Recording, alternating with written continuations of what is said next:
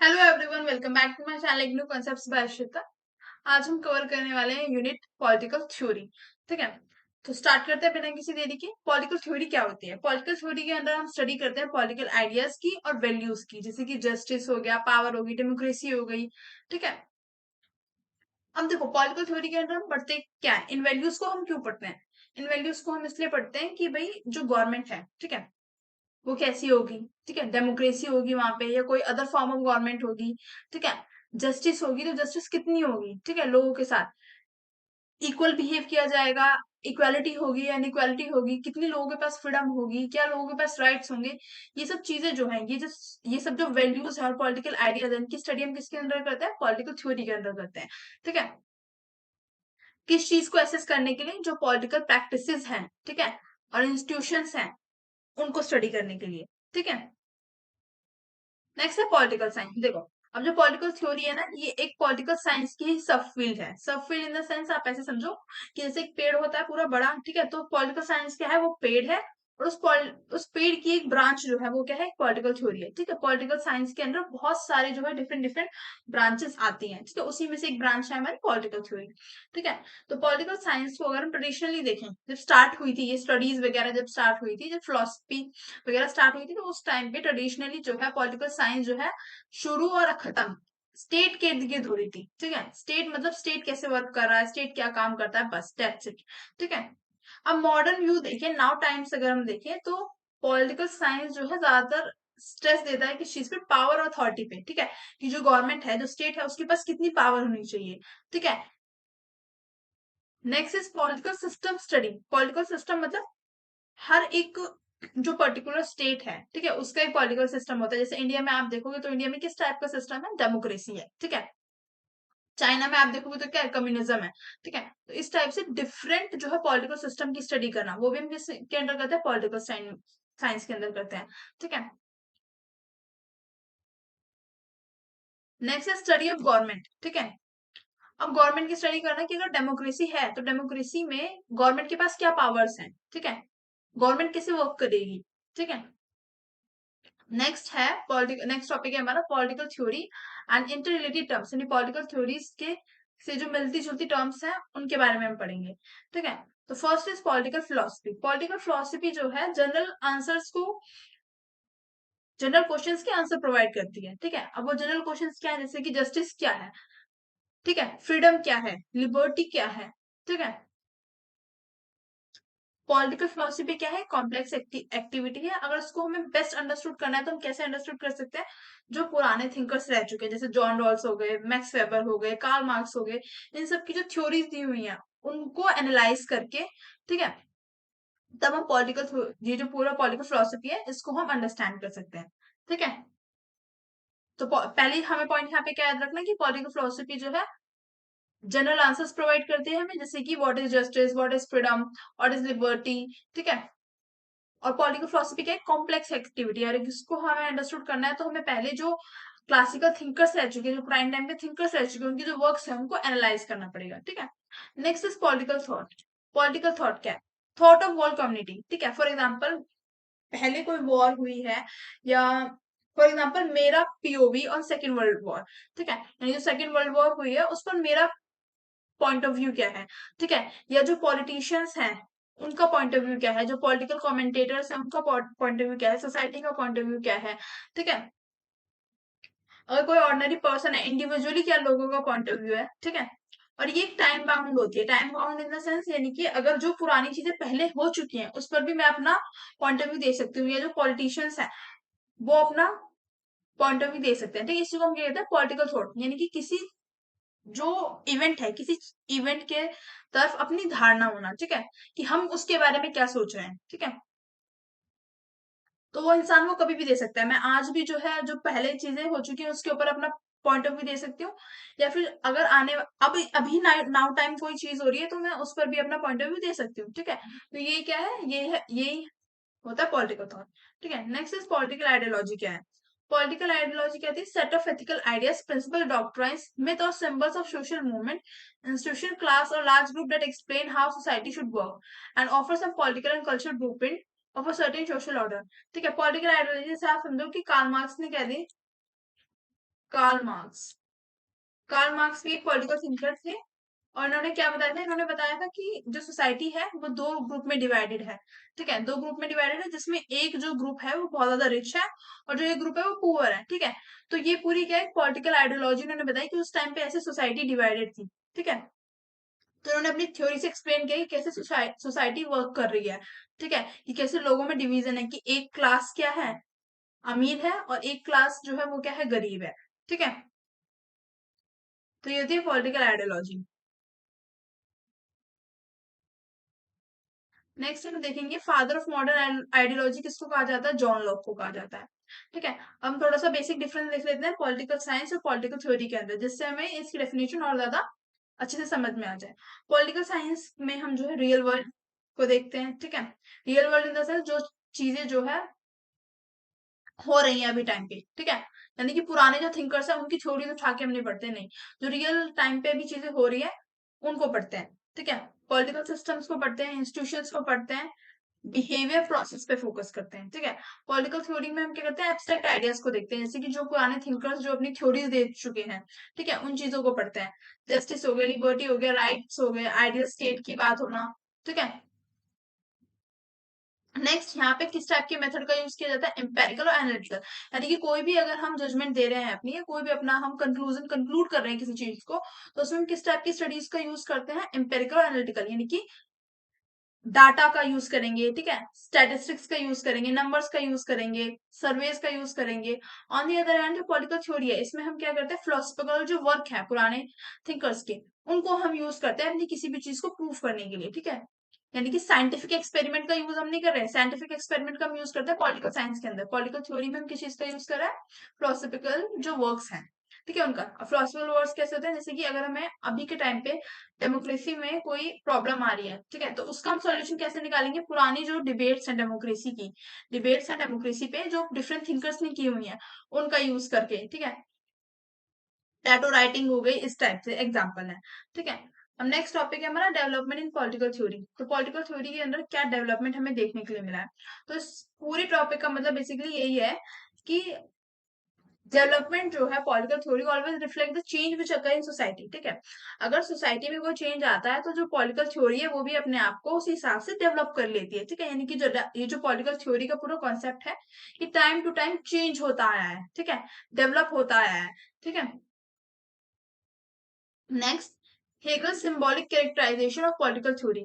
हेगल्स ने बोला है कि the owl of Minerva takes flight when shadow of darkness fall, यानी कि इन्होंने बेसिकली एक उल्लू को बताया कि जैसे उल्लू क्या करता है, सारा दिन सोता है। ठीक है, जब तक उस एनवायरनमेंट एकदम उसके कंफर्ट का था वो सोता रहता है, जैसी रात होती है तो वो क्या करता है, उठ जाता है। ठीक है, तो ऐसे इन्होंने बताया कि जब नीड पड़ती है पॉलिटिकल थ्योरी में डेवलपमेंट करने की, चेंजेस करने की, तो टाइम टू टाइम चेंजेस होते हैं पॉलिटिकल थ्योरी के अंदर। ठीक है, next is toward definition of political theory. तो पॉलिटिकल थ्योरी को डिफरेंट थिंकर्स ने डिफरेंट वेज में डिफाइन किया है। ठीक है, इसमें हमारी बुक में जो है हमें मेन देखना है सेबाइन का व्यू। सेबाइन ने पॉलिटिकल थ्योरी को तीन चीजों में इंक्लूड किया है। पहला है फैक्ट, फैक्चुअल, कि भाई क्या हो रहा है, हम इसमें ये पढ़ते हैं what is happening. Next is cause, कि कोई चीज घट रही है तो क्यों घट रही है। ठीक है, थर्ड इज वैल्यू। ठीक है, अगर कोई चीज घट रही है तो वो सही है सोसाइटी के लिए या गलत है। ठीक है, इन तीन चीज का कैटेगराइजेशन हम करते हैं सेबाइन के पॉइंट ऑफ व्यू से। ठीक है, नेक्स्ट है हैकर। ठीक है, हैकर ने बोला है कि पॉलिटिकल थ्योरी क्या एक काम और थॉटफुल स्टडी है। ठीक है, इसमें हमें गुड और बैड देखने की नीड नहीं है, जो सेबाइन बोल रहे हैं ना कि हमें ये देखना चाहिए कि कौन चीज सही है, जो सोसाइटी में हो रहा है वो सही है बुरा है। हैकर ने बोला है कि हमें किसी भी चीज की साइड लेने की जरूरत नहीं है कि सोसाइटी में जो चीज हो रही है वो सही है या गलत है। ठीक है, बल्कि पॉलिटिकल थ्योरी हमें किस चीज को हेल्प करने में हेल्प करती है, वर्ल्ड को बेटर अंडरस्टैंड करने में, चाहे वो टुडे हो, चाहे वो फ्यूचर हो, चाहे वो आने वाली अभी की सोसाइटी हो, चाहे वो आने वाली सोसाइटी हो। ठीक है, नेक्स्ट हमारा टॉपिक है, इस पॉलिटिकल थ्योरी डेड, क्या जो पॉलिटिकल थ्योरी है वो मर चुकी है। ठीक है, तो मिड 20th सेंचुरी से ये जो है रूमर्स फैलने स्टार्ट हो गए कि पॉलिटिकल थ्योरी क्या है, डेड हो चुकी है, मतलब अब पॉलिटिकल थ्योरी का कोई भी यूज नहीं है। ठीक है, अब क्या रीजन थे, क्यों ऐसा जो स्कॉलर्स थे वो बोलने लगे थे, क्योंकि पॉलिटिकल थ्योरी के अंदर हम बहुत ज्यादा जजमेंट्स का यूज कर रहे थे। ठीक है, जो क्लासिकल पॉलिटिकल थ्योरी है often talk about what is good और बैड, बस हम दो ही चीजों का यूज कर रहे हैं, जो पुराने थिंकर्स हैं उनका वर्क्स उठा रहे हैं। ठीक है, उन्होंने क्या बोला हुआ है उसी चीज को हम यूज कर रहे हैं, प्लस हम बस ये देख रहे हैं कि सोसाइटी में जो चीजें हो रही है वो सही है या गलत है, बस गुड और बैड पर जो है ये जजमेंट चल रही है। तो पहला रीजन तो ये था। सेकंड, 1930s में एक ग्रुप इमर्ज होकर आया जिसको हम कहते हैं लॉजिकल पॉजिटिविस्ट, ठीक है, जिन्होंने आर्ग्यू किया है कि अगर कोई भी चीज हम बोल रहे हैं, ठीक है, कंक्लूजन हम प्रोवाइड कर रहे हैं, तो वो जो है फैक्ट प्रूवन होना चाहिए, ठीक है। उसको हमें डेटा की हेल्प से, स्टैटिस्टिक की हेल्प से, नंबर्स की हेल्प से प्रूफ करना चाहिए कि ये चीज जो हम कह रहे हैं वो सही है। ना कि हमें ये यूज करना चाहिए कि जो पॉलिटिकल थिंकर जो पुराने हैं उन्होंने ये बोली हुई है तो डेट मीन्स ये बात सच है, वो बात गलत भी हो सकती है ना। हमें उसका जो डेटा है, स्टैटिस्टिक्स है, इन सब चीजों की जो करंट एक्सपेरिमेंटल मेथड्स हैं इनका यूज करके उस चीज को प्रूफ करना चाहिए, ठीक है। अगर वो प्रूफ हो जाती है डेट मीन्स वो चीज सही है, अगर वो प्रूफ नहीं हो पाती है तो डेट मीन्स वो चीज सही नहीं है, ठीक है। और इसी टाइम पे हमें बिहेवियरलिस्ट का भी व्यू देखने के लिए मिलता है, ठीक है, जिन्होंने बोला कि पॉलिटिकल साइंस फील्ड जो है should be based on fact proven चीजें, ठीक है, डेटा और ऑब्जर्वेशन, ना कि जो पॉलिटिकल थिंकर की थ्योरीज है उन पर, ठीक है। नेक्स्ट है रिवाइवल ऑफ पॉलिटिकल थ्योरी, ठीक है। अब पूरा ये जो थिंकर्स वाला ये जो चीज चल रही थी इसमें एक न्यू टर्न आता है कि पॉलिटिकल थ्योरी का रिवाइव होना स्टार्ट होता है। कैसे? 1930s के टाइम पर जो है it start studying the history of ideas related to defend liberal democracy against dangerous system.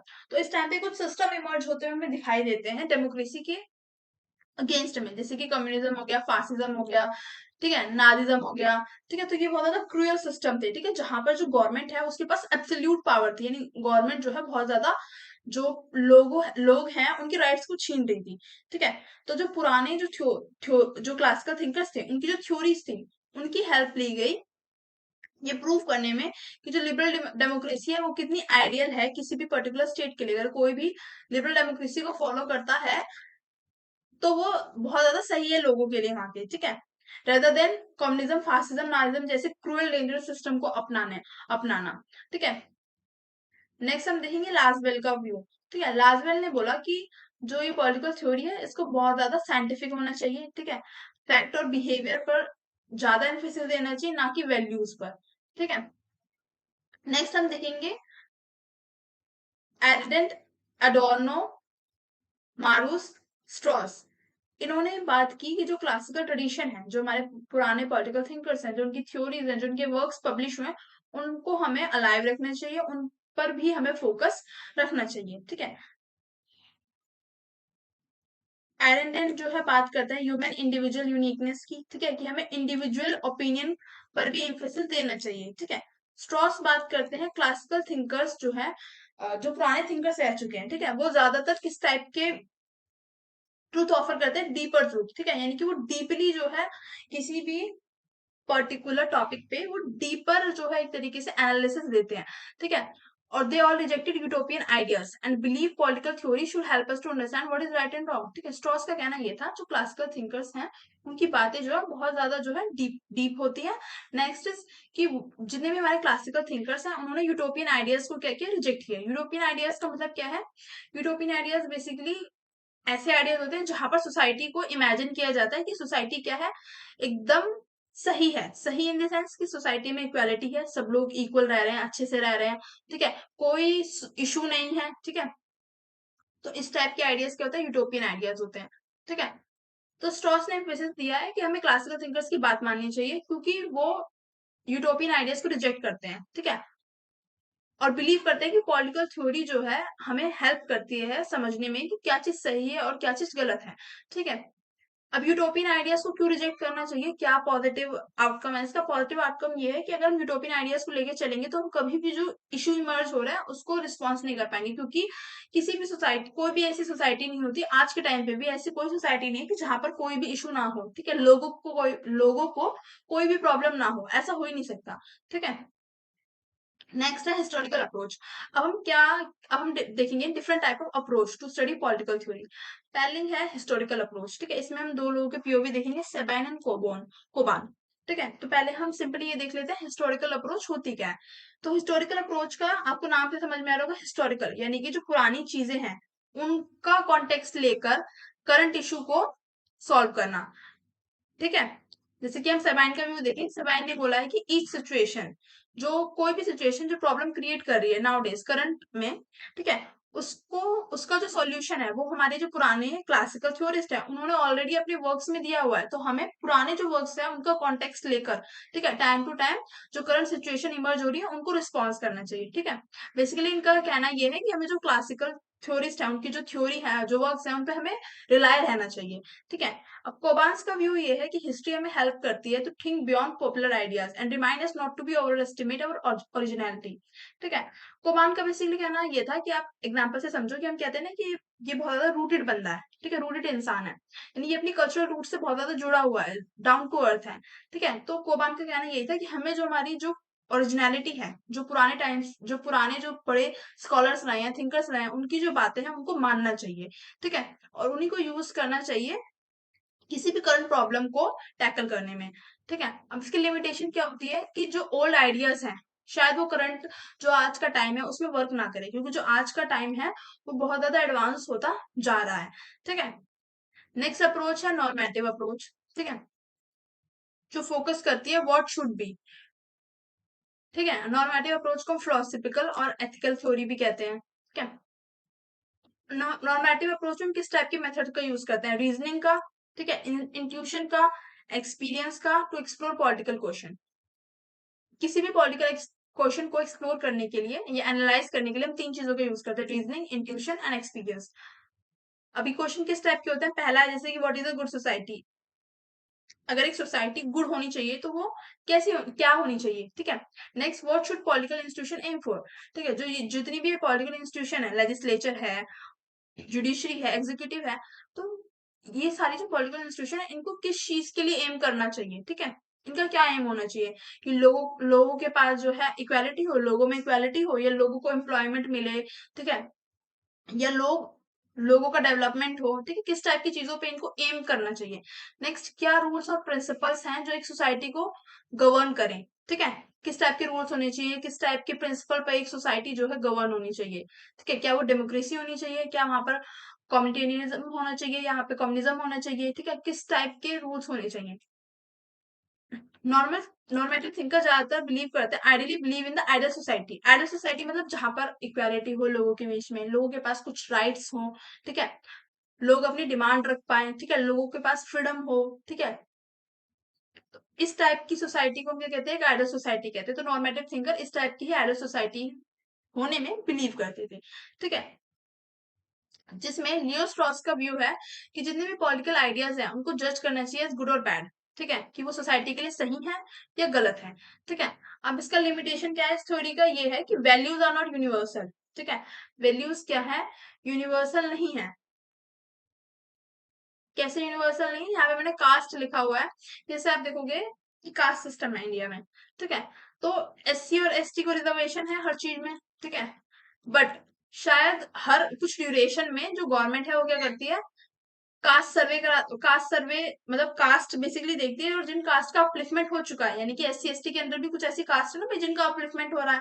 ठीक है, तो जो कास्ट का अपलिफ्टमेंट हो चुका है उनको जो है एससी एसटी का रिजर्वेशन से वो हटा देती है गवर्नमेंट। ठीक है, तो अगर हम देखें तो जो वैल्यूज हैं, ठीक है, अब ये तो जस्टिस नहीं हुआ ना कि अगर वो S C S T caste है, अगर हम उसको रिजर्वेशन से हटा दे रहे हैं, ठीक है, तो ये तो कहीं का जस्टिस नहीं हुआ अगर हम पुराने थिंकर्स के हिसाब से सोचें तो। बट अगर हम नाउडेज देखें तो उनको हटाना नेसेसरी है ना, जब उनका अपलिफ्टमेंट हो चुका है। ठीक है, अब उनकी एक तरीके से उनका डेवलपमेंट हो चुका है तो उनको रिजर्वेशन नहीं मिलना चाहिए, है ना। तो वैल्यूज जो है आर नॉट यूनिवर्सल एवरीवेयर, यानी कि जो ये थिंकर्स की बातें हैं वो हर जगह एप्लीकेबल नहीं हो सकती हैं। ठीक है, all over the world same नहीं हो सकती है। ठीक है, ये सिर्फ मैंने एग्जांपल दिए, एग्जाम में मत लिखाना।